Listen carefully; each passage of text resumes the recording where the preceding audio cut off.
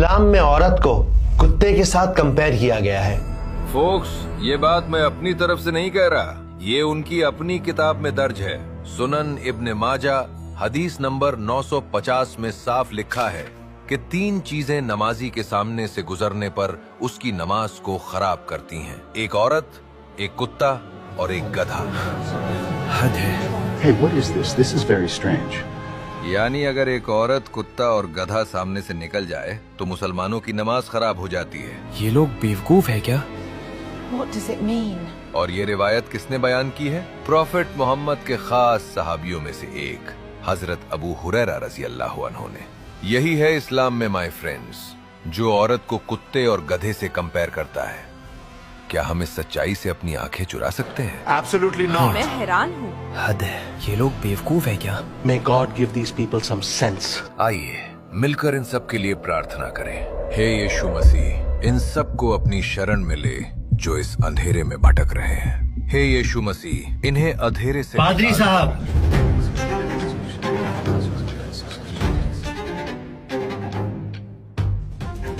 आप जो कहना चाहते हैं खड़े होकर कहिए। प्लीज खड़े हो जाएं। हम लोग अंधेरे में नहीं हैं, बल्कि अंधेरे में वो लोग भटकते हैं जिनके पास आधा अधूरा ज्ञान होता है। Who is this? And how is he talking to the priest? मैं खुद कंफ्यूज हूँ। कोई निकालो इसको यहाँ से। आप क्रिश्चियन नहीं लगते हैं। आपकी तारीफ उस खुदा की जिसने मुझे बनाया। मैं हूँ एक मुसलमान, मोहम्मद मकतूब अहमद।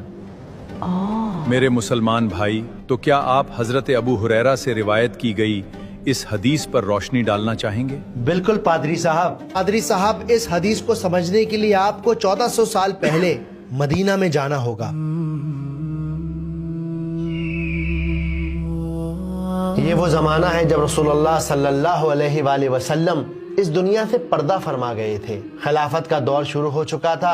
इस्लामिक एम्पायर खलीफाओं की निगरानी में तेजी से बढ़ रहा था। ये वो दौर था जब हर घर में, हर महफिल में सिर्फ एक ही बात होती थी कि किस तरह इस्लाम को फैलाया जाए, उसे महफूज रखा जाए। और इसी के चलते हर सहाबी और सहाबिया अपनी ताकत और टैलेंट के हिसाब से इस्लाम की खिदमत करने में लगे हुए थे। जिस्म से मजबूत सहाबा अलग अलग शहरों और मुल्कों तक इस्लाम का पैगाम पहुंचा रहे थे। दूसरी तरफ कुरान के हुफ्फाज, यानी वो लोग जिन्होंने कुरान को याद किया हुआ था, वो अल्लाह के कलाम को लोगों के दिलों में महफूज करवा रहे थे, उन्हें कुरान याद करवा रहे थे, ताकि कुरान और सुन्नत का एक एक लफ्ज लोगों के दिलों में महफूज हो सके। और इसी अदीम मिशन में औरतें किसी से पीछे न थीं। कुछ औरतें थीं जो मुसलमानों की खिदमत में लगी हुई थीं, कुछ बच्चों की तरबियत कर रही थीं, तो न जाने कितनी ही औरतें मर्दों को रसूलुल्लाह सल्लल्लाहु अलैहि वसल्लम की हदीसें और अल्लाह का दीन सिखा रही थीं। तो जैसा मैंने बताया, ये हदीस हदीसे कौली है, हदीसे कुदसी नहीं। ठीक? हदीस कौली यानी नबी पाक का सीधा फरमान।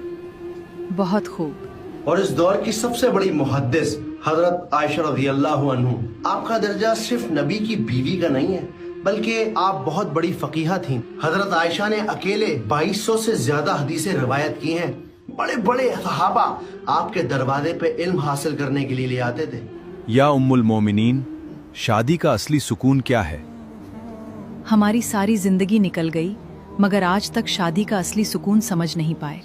आयशा कहती हैं कि मियाँ बीवी एक दूसरे का लिबास हैं, तो असली सुकून इसी में है कि दोनों एक दूसरे की कमजोरियों और ऐब पर पर्दा डालें।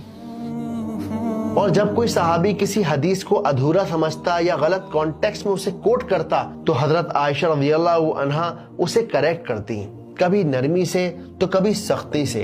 इल्म की दुनिया में जब एक सहाबी दूसरे सहाबी को करेक्ट करते हैं तो उसे इस्तदराक कहा जाता है। और पादरी साहब, ये कोई ढकी छुपी बात नहीं है। इस्लामिक कल्चर एक औरत का आदमी को करेक्ट करना इतना नॉर्मल है, इतना नॉर्मल है कि उसके ऊपर किताबें लिखी गई हैं। ये रिलीजन तो बड़ा लिबरल है। Miss, please. जिनमें सबसे मशहूर किताब है अल इजाबा, जिसे लिखा है इमाम ज़रक़शी ने। हजरत आयशा ने जितनी भी हदीसों को करेक्ट किया है वो सब इस किताब में मौजूद हैं। हजरत आयशा की अंडरस्टैंडिंग का अंदाजा आप इस वाक़े से लगा सकते हैं कि एक रोज हजरत आयशा रज़ियल्लाहु अन्हा को किसी ने इन्फॉर्म किया। ए उम्मुल मोमिनीन, आपने सुना? हजरत अबू हुरैरा फरमाते हैं कि औरत गधे और कुत्ते के सामने से गुजरने से नमाजी की नमाज खराब हो जाती है।